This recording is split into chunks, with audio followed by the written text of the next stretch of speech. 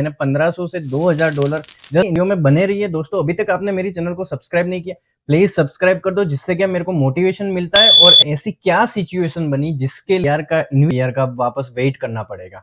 में या शादी करते हो तो आप अपनी वाइफ लगानी है जिसके पॉइंट्स बन रहे हैं कंट्री में हो, जैसे इंडिया, पाकिस्तान, नेपाल का एग्जांपल ले लो, तो आपकी जब वर्क परमिट एक्सप्रेस एंट्री का कट ऑफ है वो तो हाँ दोस्तों, आपने थंबनेल में बिल्कुल सही देखा है। मैंने मेरा पीआर का इनविटेशन डिक्लाइन कर दिया। मैं 4 साल से ये इनविटेशन की वेट कर रहा था, बट फाइनली मैंने डिक्लाइन कर दिया दोस्तों। दोस्तों मैंने भी ये केस फेसबुक पे ढूंढा, मेरे को भी बहुत सारों की क्वेरी मिली, बट कोई सटीक आंसर या वैलिड आंसर नहीं मिला। इसकी वजह से आज मैं यहाँ पे आया हूँ और मैं आपको बताने जा रहा हूँ। आप भी इस वीडियो पे आए हो और आपको वीडियो में जानना है तो आगे तक बने रहिए, मैं आपको सब कुछ बताऊंगा। ये पीआर एक्सप्रेस एंट्री के रिलेटेड ही मेरा पूरा वीडियो है, ये इन्फॉर्मेटिव वीडियो है। मैंने बहुत सारे लॉयर को पूछा यहाँ पे, और लॉयर को फीस भी नहीं। आप दोस्तों बिलीव नहीं करोगे, मैंने 1500 से $2000 जस्ट लाइक ये इन्फॉर्मेशन लेने के लिए मैंने लॉयर को पे की है। दोस्तों मैं गारंटी देता हूँ कि ये इन्फॉर्मेशन आपको यूट्यूब पे या वेबसाइट पे नहीं मिलेगी। अगर किसी को इन्फॉर्मेशन चाहिए पीआर के साथ स्पाउस की एक्सप्रेस एंट्री में, तो ये वीडियो जरूर शेयर कर दीजिएगा, उनके भी लॉयर के डॉलर बच जाएंगे। क्योंकि दोस्तों मैंने 15 से 20 लॉयर को पूछ लिया और सबकी इंफॉर्मेशन मिला के मेरे को कंक्लूजन क्या मिला वो आपके साथ आज शेयर करने वाला हूँ दोस्तों। वीडियो में बने रहिए दोस्तों। अभी तक आपने मेरी चैनल को सब्सक्राइब नहीं किया, प्लीज सब्सक्राइब कर दो, जिससे क्या मेरे को मोटिवेशन मिलता है और ऐसे ही मैं कंटेंट आपके लिए बनाता रहूंगा।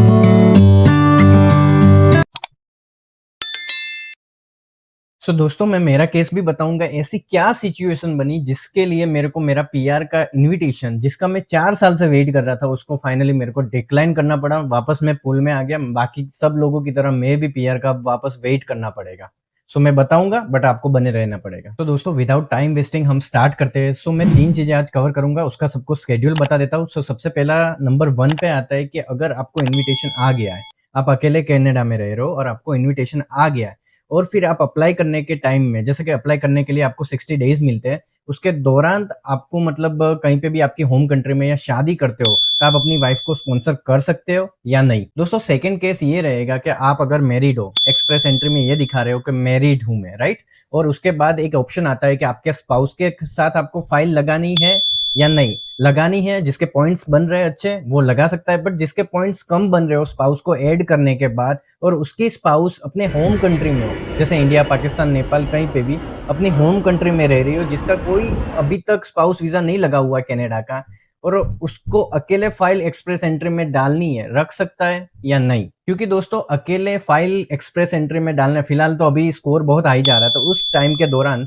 अकेले फाइल अप्लाई करोगे तो उसका स्कोर ज्यादा बन रहा है। इसकी वजह से काफी सारे लोग करते हैं। गवर्नमेंट ने बोल ही दिया है कि 2023 के बाद 2024 में किसी का भी एक्सटेंशन नहीं लगेगा। स्टूडेंट आ रहा है उनके लिए भी हार्ड कर दिया गवर्नमेंट ने, और जो पीआर बनने वाले उनके लिए भी अब हार्ड हो गया, क्योंकि कट ऑफ बहुत हाई जा रहा है। तो उसी सिचुएशन को नजर रखते हुए सब लोग ऐसा सोच रहे हैं कि अब मैं अकेले फाइल अप्लाई करूंगा, भले ना मैं मैरिड हूँ। दोस्तों इस केस में हम सारा कुछ डिस्कशन करेंगे, और मेरे को जो इन्फॉर्मेशन मिली है दोस्तों, वो $2000 खर्च करने, स्पेंड करने के बाद मेरे को ये सारी इन्फॉर्मेशन मिली है, जो मैं आपके साथ शेयर करने जा रहा हूँ दोस्तों। एक लाइक तो बनता है इस बात। थर्ड केस में ऐसा होता है दोस्तों कि जैसे कि आप मैरिड हो और आप और आपके स्पाउस दोनों कनाडा में रह रहे हैं, और आपका स्पाउस डिपेंडेंट स्टेटस पे आपके साथ रह रहा है। जैसे एक एग्जांपल ले लूं, तो आपकी जब वर्क परमिट एक्सपायर होने वाली होगी, तभी सेम टाइम पे आपके स्पाउस की भी वर्क परमिट एक्सपायर होने वाली होगी। टोटल मिला के आपके स्पाउस आपके डिपेंडेंट पे यहाँ पे आए हुए हैं, और आप ऐसा सोच रहे हो कि अभी एक्सप्रेस एंट्री का कट ऑफ है वो बहुत हाई जा रहा है, तो क्यों ना मैं अकेले ट्राई करूं, क्यों ना मैं अकेले जाऊं, पहले ऐसा दिखा दूं आईआरसीसी को कि मैं मैरिड हूं और मेरी स्पाउस अभी मेरे को कंपनी नहीं करना चाहती, और बाद में मैं कुछ भी रीजन दिखा के उनको स्पॉन्सर कर दूंगा। दोस्तों आपका भी ये केस है तो वीडियो में बने रहिए। तो दोस्तों बहुत सारे फ्रेंड्स एंड लॉयर भी ऐसा रेकमेंड करते हैं कि अगर आप दोनों का स्कोर कम बन रहा है, तो अभी फिलहाल की सिचुएशन नजर रखते हुए कि आप ऐसा करो कि आप अकेले जाओ, क्योंकि स्पाउस के साथ जा रहे हो डेफिनेटली आपका स्कोर थोड़ा सा कम बनेगा, तो आप अकेले जाओगे थोड़ा सा स्कोर ज्यादा बनेगा, तो आप पीआर बनने के चांसेस है वो ज्यादा बढ़ जाते हैं। तो दोस्तों ये कर सकते हो या नहीं कर सकते, तो वो भी मैं बता देता हूँ। तो दोस्तों विदाउट टाइम वेस्टिंग अब फर्स्ट केस पे आते हैं। उसी से पहले दोस्तों मैं एक डिस्क्लेमर दे देता हूँ कि मैं कोई आईआरसीसी का रजिस्टर्ड कोई लॉयर नहीं हूँ।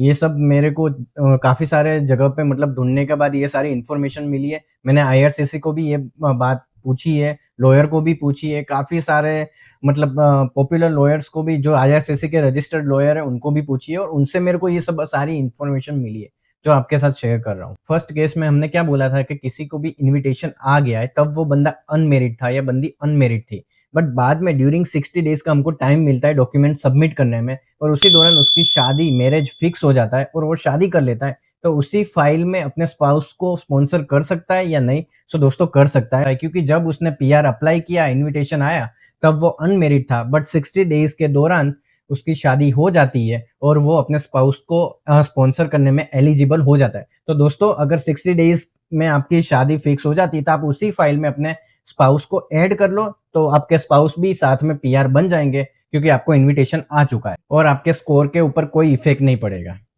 दोस्तों, अगर आपका 60 डेज़ का टाइम भी चला गया है, आपकी फाइल प्रोसेस में है अभी, बट आपकी शादी हो जाती है, तभी भी आप एलिजिबल हो जाते हो अपने स्पाउस को स्पॉन्सर करने में, पीआर बनाने में। अपने स्पाउस को ऐड कर सकते हो उसी फाइल में, आपको कोई इंडिपेंडेंट दूसरी फाइल लगाने की कोई ज़रूरत नहीं है। दोस्तों, अब विदाउट टाइम वेस्टिंग हम सेकंड केस पे आते हैं। अगर आपको वीडियो इंटरेस्टिंग और इन्फॉर्मेटिव लग रहा है दोस्तों, तो लाइक कर देना, बहुत सारे लोगों तक पहुँचेगा और सब्सक्राइब प्लीज़ कर देना और नोटिफिकेशन बेल को प्रेस कर दो, जिससे मेरी कोई भी वीडियो आएगी आपके पास तुरंत आ जाएगी। उससे मेरी कोई भी इन्फॉर्मेटिव कंटेंट होगा आपके तक पहुंच जाएगा। सो सेकंड केस में दोस्तों ऐसा है कि जैसे कि आप मैरिड हो, आप यहाँ पे कनाडा में अकेले रह रहे हो और आपकी स्पाउस है जो आपके होम कंट्री में रह रहे हैं, जैसे कि इंडिया, पाकिस्तान, नेपाल। मैं एक एग्जांपल ले लेता हूँ, इससे आपको अच्छे से पता लगेगा।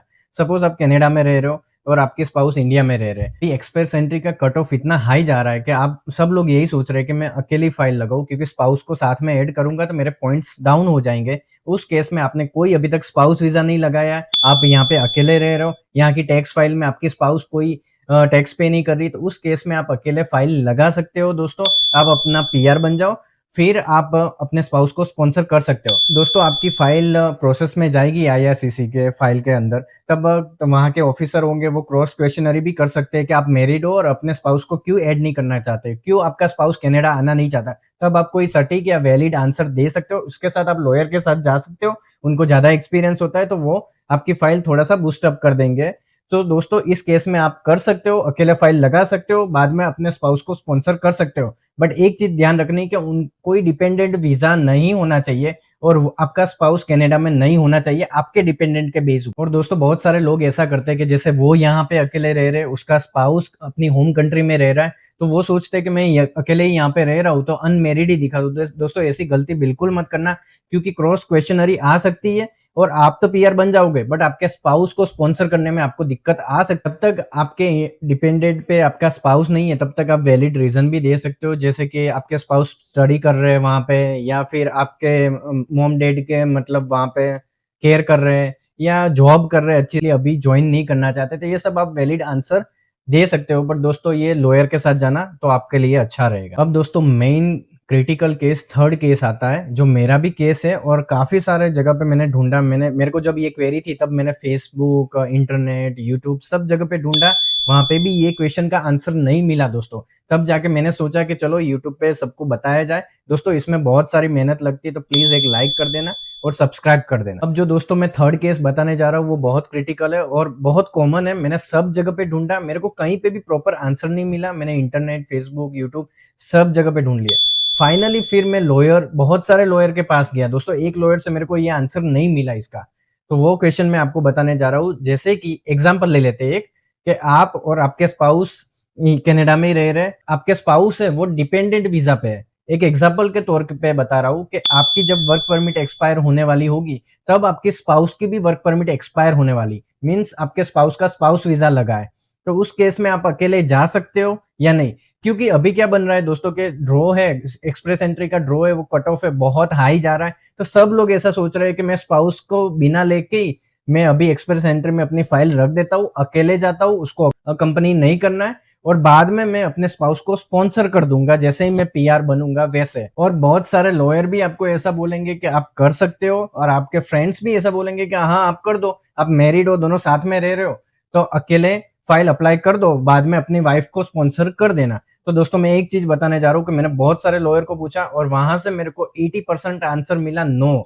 दोस्तों, ऐसा नहीं करना। अगर आप भी ऐसा करने जा रहे हो तो प्लीज मत करो, क्योंकि इसमें क्या होगा दोस्तों, कि आपका पीआर जो जिसने यहाँ पे स्टडी करी वो पीआर बन जाएंगे। हालांकि जब वो पीआर के प्रोसेस में होंगे तब ऑफिसर क्वेश्चन भी पूछेंगे कि आप दोनों साथ में रह रहे हो, तो क्यों आप दोनों साथ में फाइल अप्लाई नहीं करना चाहते हो, क्यों अपनी स्पाउस को अकंपनी नहीं करना चाहते हो? क्योंकि आपने आईआरसीसी को एक बार बता दिया है डिपेंडेंट वीजा डाल के कि मेरा स्पाउस मेरे साथ कनाडा में आएगा, मेरे साथ ही रहेगा। क्योंकि दोस्तों आप ऑलरेडी अपने स्पाउस को स्पॉन्सर पहले कर चुके हो वर्क परमिट के टाइम पे, और बाद में अब जब पीआर की फाइल लगानी है तब आप स्पॉन्सर नहीं कर रहे हो। हालांकि हम सबको पता है कि हमारा सीआरएस स्कोर डाउन बन रहा है, इतना कट ऑफ हाई नहीं जा रहा है, इसकी वजह से हम अकेले फाइल अप्लाई कर रहे हैं, but that is not a valid reason. दोस्तों जब आप पीआर की फाइल अप्लाई करोगे तब आपको ऑफिसर पूछेंगे, ये क्वेश्चनरी आएगी, तो उसमें आप प्रूव नहीं कर पाओगे अच्छे से तो आपके ऊपर 5 साल का बैन भी लग सकता है। मेरे दोस्त के साथ भी ऐसा हुआ। उस दोस्त के साथ मैं आपको एक किस्सा शेयर करना चाहता हूँ दोस्तों। तो उसमें क्या हुआ दोस्तों कि मेरे दोस्त ने ऐसी फाइल लगाई थी जिसमें दोनों प्रेजेंट थे कनाडा में, और उसने मतलब अकेले पीआर अप्लाई किया, उसका पीआर हो गया, बट अपने स्पाउस को वो कभी स्पॉन्सर कर ही नहीं पाया क्योंकि उसने वैलिड रीजन नहीं दे पाया, आईआरसीसी को प्रूव नहीं कर पाया, और बाद में उसके स्पाउस पे 5 साल का बैन लग गया दोस्तों। तो अगर आपके साथ भी ऐसा ना हो दोस्तों तो आप अच्छे से आप इंक्वायरी करो। हालांकि हो सकता है, ऐसा नहीं कि नहीं हो सकता है, बट आप अच्छे से देखो, लॉयर से पूछो, क्वेश्चनरी करो। ऐसा होता आप आईआरसीसी को डायरेक्टली पूछ लो एक बार कि ऐसा मैं क्या कर सकता हूँ। अगर वहां से आपको जो भी आंसर मिलता है फिर आप सोचो और आपको ठीक लगता है तो आप कर सकते हो। बट ऐसे केस में आप बिल्कुल ध्यान रखना दोस्त, कट ऑफ अभी हाई जा रहा है और सारे लोग ऐसा सोच रहे हैं कि मैं अकेले फाइल पहले कर दूं। तो दोस्तों अब मैं मेरा केस बता देता हूँ। मेरा केस भी थर्ड केस ही था, मेरी स्पाउस भी मेरे साथ ही रह रहे हैं, मेरे डिपेंडेंट वीजा पे ही रह रहे हैं। बट दोस्तों किसी लॉयर ने मेरे को बताया था कि आप अकेले मूव ऑन कर सकते हो, फिर अपने स्पाउस को आप स्पॉन्सर कर देना। तो दोस्तों मैंने दूसरे बहुत सारे लॉयर को पूछा तो उन्होंने ना बोला, इसलिए मेरे को मेरा आईटीए डिक्लाइन करना पड़ा फाइनली। बहुत सारी इंक्वायरी करने के बाद दोस्तों मेरे को वो रास्ता सही नहीं लगा, अच्छा नहीं लगा, इसलिए मैंने डिक्लाइन कर दिया। दोस्तों ये भी एक सोचने वाली बात है कि स्पाउस वगैरह सब लोग यहाँ पे रह रहे हैं, अगर अकेले ही अलाउ होता जाने के लिए तो पीआर का कट ऑफ और हाई जाता और सब लोग इजीली पीआर बन जाते दोस्तों। बट क्रॉस क्वेश्चनरी आती है, अगर वो आप प्रूव नहीं कर पाओगे ऑफिसर को तो डेफिनेटली बैन लग जाएगा दोस्तों। तो आप कर सकते हो, नहीं कर सकते आप लॉयर से पूछो, उनसे इंफॉर्मेशन लो अच्छे से। ये केस बहुत क्रिटिकल बन जाएगा दोस्तों, इससे अच्छा है कि आप एक लॉयर से पूछ लो। और दोस्तों मैं भी बता देता हूँ, मैंने भी बहुत सारे लॉयर को पूछा, 1-2 लॉयर को पूछा, उन्होंने बोला कि हाँ हो जाएगा, इजी है। बट जब मैंने 18 अदर लॉयर से पूछा, बहुत सारी मैंने फीस पे करी, तो दोस्तों उन्होंने बोला कि ये केस एक क्रिटिकल है, अगर आईआरसीसी ऑफिसर को थोड़ा सा भी डाउट हो जाएगा तो दोस्तों आपके क्वेश्चनरी का आंसर नहीं दे पाएंगे। उनके पास तो हजारों फाइल दिन की ऐसी आती है, उनको एक ही टाइम में पता चल जाएगा कि ये बंदे ने सीआरएस स्कोर अप जा रहा है, एक्सप्रेस एंट्री का स्कोर अप जा रहा है, उसकी वजह से अकेले फाइल लगा रहा है। उसका कोई ऐसा इंटेंशन है नहीं कि मेरे स्पाउस के साथ नहीं रहना है, उसको बाद में तो स्पॉन्सर करना ही है, और आपकी फाइल एक बन जाएगी क्रिटिकल, फिर आप लॉयर के चक्कर काटते रहोगे। सेकंड प्रॉब्लम ये भी है दोस्तों, मेरे दोस्त के साथ ही ये बन चुकी है कि जैसे आप अकेले की फाइल अप्लाई करोगे तब आईआरसीसी का ऑफिसर है वो एफिडेविट भी मांगेगा कि मेरे स्पाउस के साथ अभी मैं कंपनी नहीं करना चाहता हूँ और अगले 5 साल तक, 5 ईयर्स तक मैं अपने स्पाउस को यहाँ पे नहीं बुलाना चाहता हूँ कनाडा में, ऐसा लिखवा के भी वो एफिडेविट में ले लेंगे दोस्तों। तो फिर हो जाएगी एक बड़ी सी प्रॉब्लम और ये केस बन जाएगा मिस रिप्रेजेंटेशन का दोस्तों, और आपके स्पाउस को अपने होम कंट्री इमीडिएट भेजना पड़ेगा दोस्तों। तो ये सारी फाइल, मतलब एक सिंपल सी फाइल है, वो बन जाएगी बहुत बड़ी क्रिटिकल, और फिर काटने पड़ेंगे लॉयर के चक्कर, क्योंकि एक बार आपकी इंप्रेशन गलत पड़ गई आगे तो फिर वो फाइल आपकी ब्लैक लिस्टेड हो जाती है। दोस्तों ये वीडियो बनाने में बहुत मेहनत लगी है दोस्तों, आप यहाँ तक पहुंच गए हो तो लाइक, शेयर और सब्सक्राइब करने बिना मत जाना, क्योंकि आप जब लाइक करोगे, कमेंट करोगे, तभी ये वीडियो आगे के लोगों तक पहुंचेगा और ज्यादा से ज्यादा स्प्रेड होगा। सो प्लीज अगर आपको कोई क्वेरी हो तो आप कमेंट कर दो, हम आपको उसका रिप्लाई जरूर देंगे। तब तक के लिए मिलते हैं नेक्स्ट व्लॉग में, आप भी ध्यान रखना अपना, बाय।